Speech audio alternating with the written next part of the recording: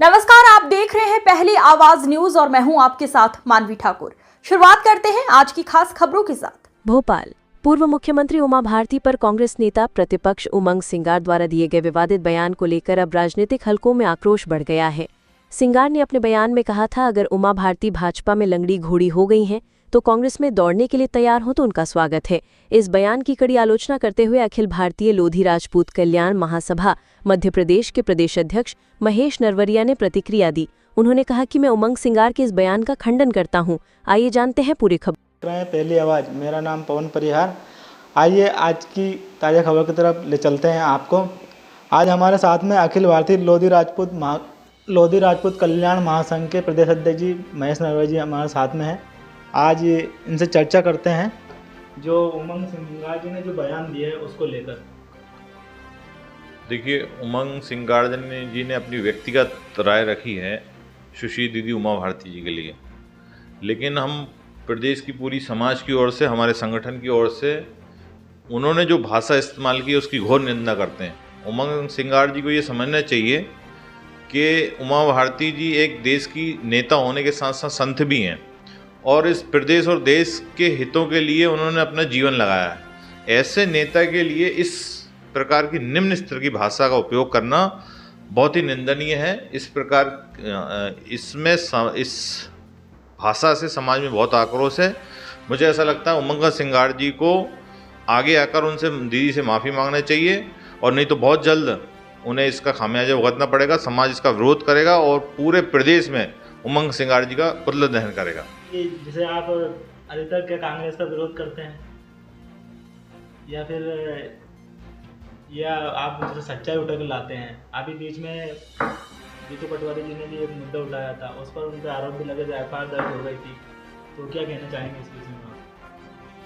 जीतू पटवारी जी ने अशोकनगर जिले में मुंगावली के बगल में एक गांव है जहां पे एक लोधी समाज के एक लड़के की पिटाई हुई थी और कुछ और मल उनको खिलाया गया, ऐसी खबरें आई थीं।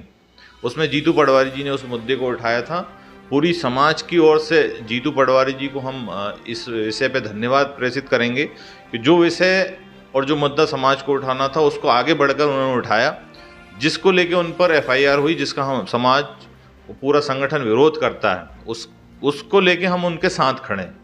उस एफआईआर के मामले में या उस विषय में जहाँ भी उनको आवश्यकता होगी, पूरा संगठन और हम सब लोग उनके साथ खड़े हैं। जहाँ तक बात है किसी संगठन का विरोध और समर्थन करने की, तो हम किसी संगठन विशेष या भाजपा हो या कांग्रेस हो या अन्य दल हो, संगठन विशेष को लेके हम न समर्थन करते हैं और न विरोध करते हैं। हमारे विषय होते हैं कि जो हमारी जिम्मेदारी है, हमारा कोई भी व्यक्ति, जब अशोकनगर में जो लड़का था वो लोधी था, तो हमारी जिम्मेदारी बनती है अगर उसके साथ कुछ गलत होता है तो उसके साथ खड़े हों। उस विषय पे जीतू पटवारी जी खड़े हुए तो पुनः हम उनका धन्यवाद देंगे। और जहाँ तक उमा भारती जी की बात है तो वो सिर्फ समाज का ही नहीं, इस प्रदेश और देश का गौरव है और उनके साथ कोई इस भाषा में बात करे ये समाज कभी बर्दाश्त नहीं करेगा। आप एक नशा मुक्ति अभियान भी चलाते हैं, उसको लेकर अभी क्या चल रहा है? आप देखिए, पूरे प्रदेश में हमने सभी लगभग 35 कलेक्टर कार्यालय में कलेक्टर को जाके हमारे संगठन के लोगों ने ज्ञापन दिया कि इस प्रदेश में पूर्ण शराबबंदी लागू होना चाहिए।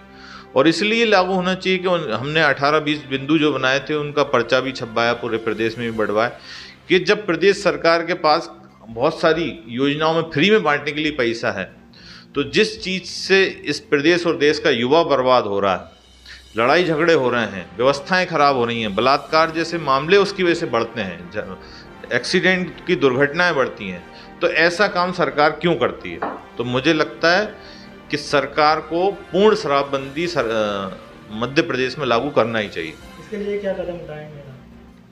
देखिए, अभी हमने कलेक्टर के नाम ज्ञापन सौंपे हैं, अगले चरण में हम एसडीएम को ज्ञापन सौंपेंगे, फिर तहसीलदार को ज्ञापन सौंपेंगे। धीरे धीरे करके हम सर्व समाज को इसमें जोड़कर व्यापक आंदोलन के रूप में इसको आगे बढ़ाएंगे। तो देखते रहिए पहली आवाज, ऐसे ही रोचक तथ्यों के साथ आपको मिलते हैं। खबरों का सिलसिला लगातार जारी है, आप देखते रहिए पहली आवाज न्यूज।